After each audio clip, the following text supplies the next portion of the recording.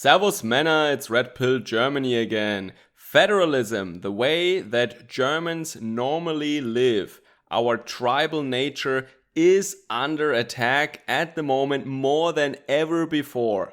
This is not a new thing generally. For a very long time already, there are forces at play that are well connected globally that are attacking federalism in Germany. They want to abolish or limit in power drastically the federal states that we have, like Bavaria, Thuringia, Saxony, North Rhine-Westphalia, and so on. Their goal is to transform Germany into a more centralistic state, such as France, for example. Why? Well, I think it is because it is much more easy to control. It is just really hard to control a country, a state that has a decentralized distribution of power. And if you transfer more and more power to a EU level and then even to a world government level, it only makes sense that the power, the competence, or the things that you can actually decide locally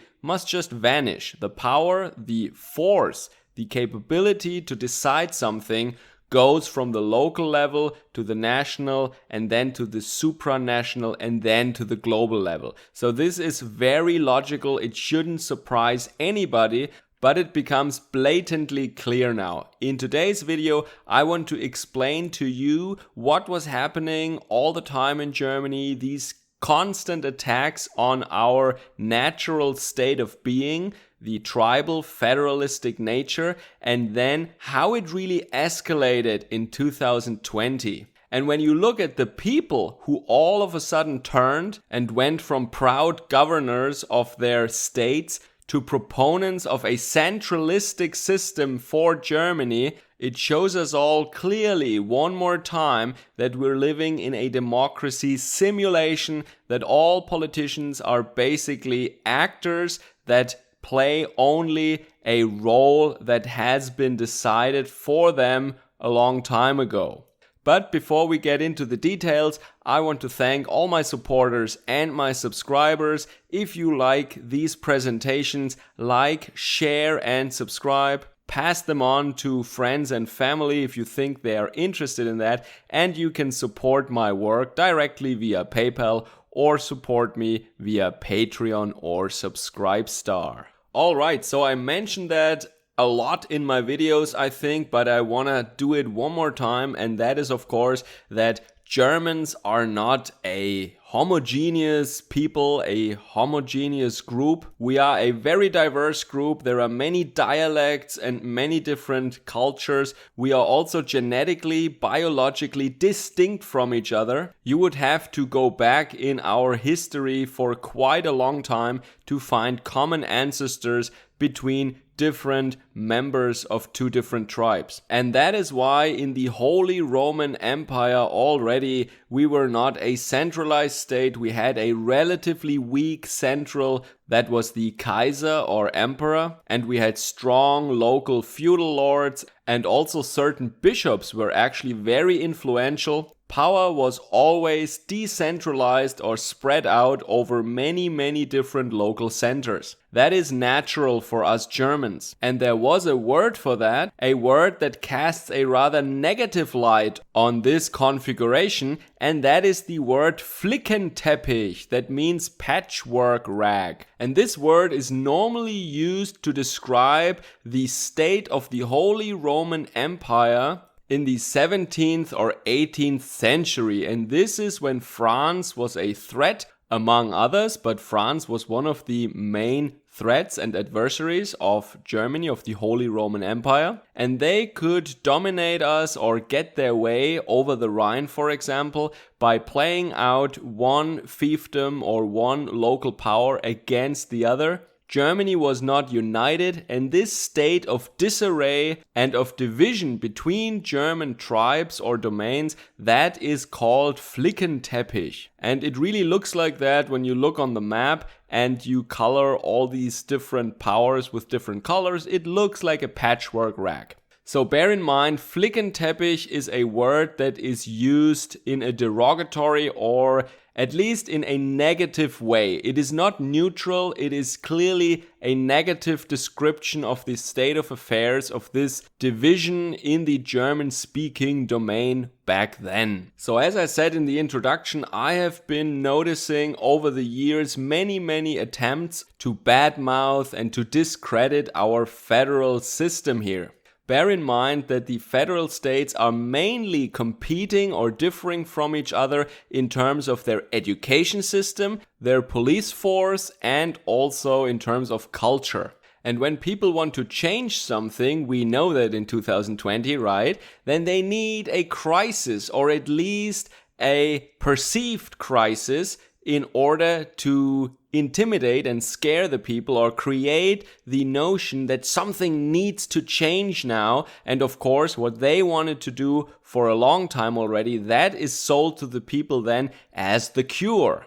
And in the past, we had, for example, the situation that German students were scoring worse and worse in international standardized tests, the Great PISA shock, for example. And then the fact that in Bavaria, schools are actually very well run. They have all the equipment and all the tools they need. But in other states, because of socialist far-left mismanagement, the schools are in a terrible state. And the solution that was offered to the people was always to just turn education into a federal thing, so that there are no more competing different school systems, but everything should become a far-left socialist unity school system. And the good school system that we actually had for a long time, and I think still have in Bavaria, should be a thing of the past. As if you could make it better if you just drag everything down to the same low level as we have it in North Rhine-Westphalia, for example. And so far, people in Saxony or people in Bavaria,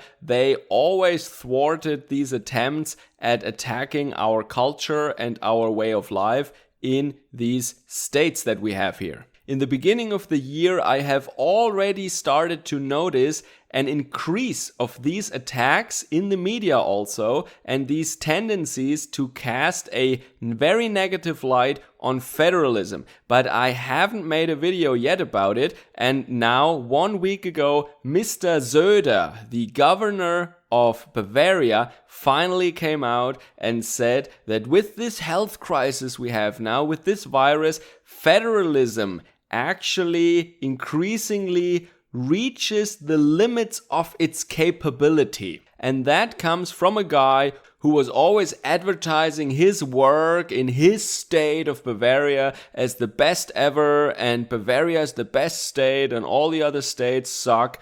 And this guy comes out now and speaks out in favor of a centralist system. And he says that decisions cannot be made on the state level, but they must be made at the federal level. That means that right now in this crisis, all the states should have the same measures. And if you look on the map, you will see clearly that there are some states like Sachsen-Anhalt, for example, in Thüringen, that are hardly affected by the virus. So why should they have the same rules than in Bavaria that is affected very heavily, for example? That doesn't make any sense whatsoever. And it is a good thing that the governors of those states have already said that they will not agree to anything like that. So they are resisting these attempts now, or at least that is what they make us believe. So in Mr. Söder's case, you could argue that this is just a smart strategy. He wants to become the next chancellor candidate, so he wants to perceive as a person who thinks about Germany as a whole and not just about his beautiful Bavaria. And then also, when there are federal decisions being made for everybody in Germany, then the governors of the individual federal states would no longer be in the crosshairs of the media, and they wouldn't be made responsible for their state being affected so heavily. And Bavaria is just affected very heavily by this virus. There are a lot of positive tests coming out of Bavaria. And you could argue that it is a smart move of Mr. Söder by trying to make this a federal question and not a state question. Because throughout the world, actually, we still see this childish and naive attempt to ascribe positive test numbers to either the success or the good management on the side of a politician, or the incompetence and the mismanagement in case a country is affected heavily by this virus. Of course, we should all know that the measures that politicians can enact, especially in the West here, are very minimal, and this virus is not affected by that in a major way. If it spreads in your country, there is very little you can do as a politician, and it doesn't mean that you're incompetent if it spreads, and it doesn't mean that you're very competent and you did the right thing if you're lucky and it doesn't spread a lot. Like it was the case in Germany in March, for example. That was not so bad, and I don't think it has anything to do with the politicians in Germany and with the measures they took. So when it comes to the school systems in the different states, a very usual attack was always, as I said already, oh look,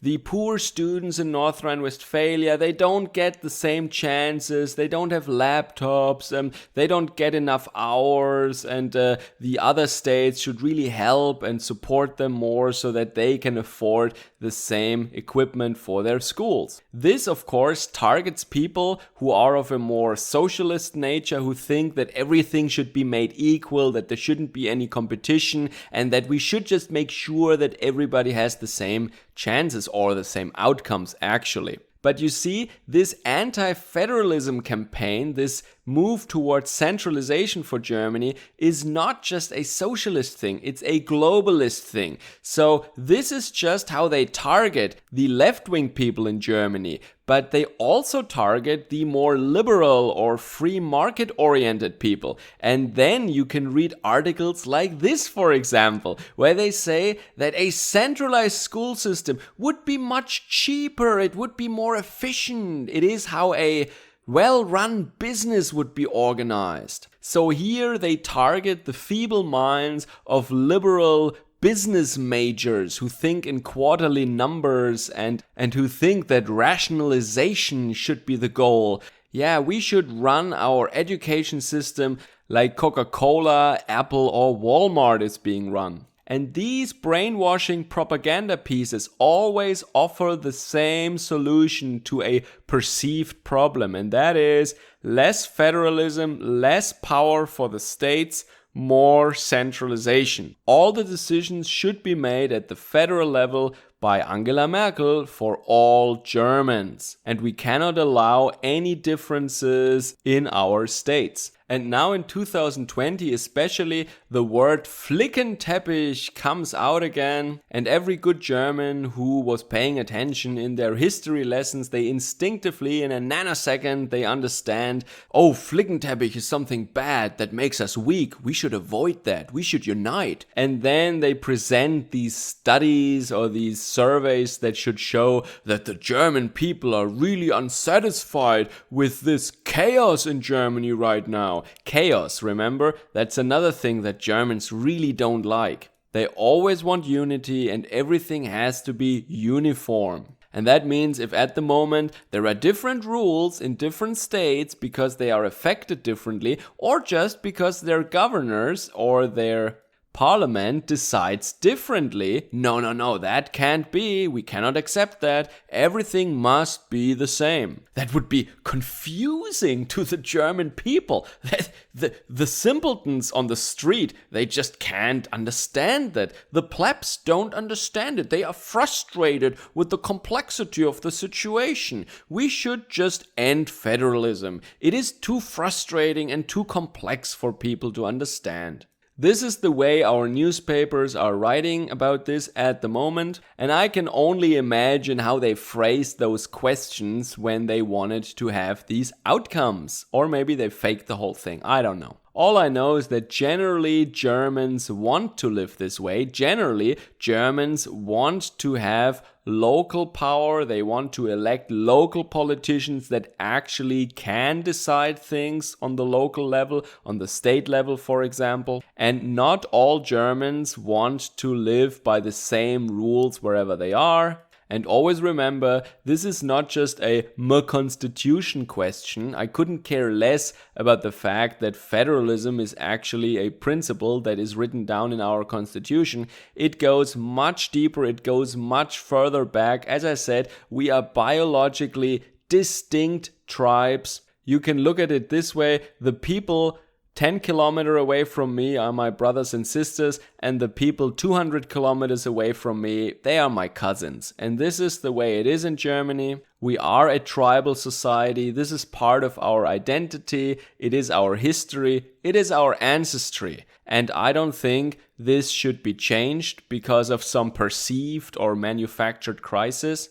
But we were reminded once again that our politicians and their handlers, they are just waiting for a chance to radically transform Germany into a centralized state. And such a centralized state could transform power then very, very easily to a EU level or even to a world government level. Once the power is gone from the local level, like a district or a federal state, and you only have a very, very small inner circle who holds the power on the national level, then you can do all sorts of stuff. Sometimes, the question about state rights caused very violent conflict. So maybe our elites should be a little bit careful when they try to tinker with our system here in Germany. But then again, when do Germans really stand up for themselves and protect their way of life, their traditions, their liberty and their rights?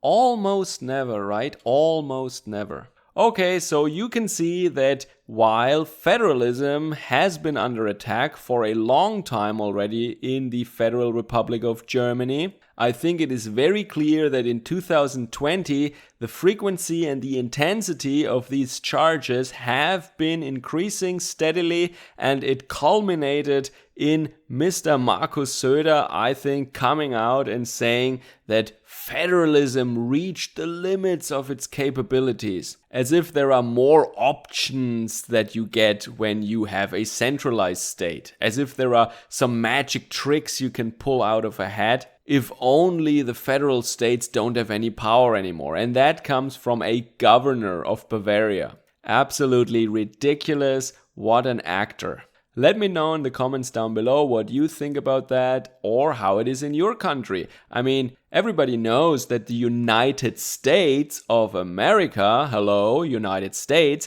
is of course also a federation, but no one would say it is a Flickenteppich, a patchwork rag that causes it to be weak and can be bullied by its neighbors because they're not united. Also, the Federal Republic of Germany has a federal army. The different states don't have their own armies anymore. So this negative connotation that these journalists use now to cast a very negative light on our federalist system is just nonsensical. Because back then, Flickenteppich meant weakness from division, and that is no longer the case in Germany. You could use it, of course, figuratively, but I think that they just want to trigger a negative emotional response in the readers. Alright, let me know what you think about that. Take care, Servus, Kameraden.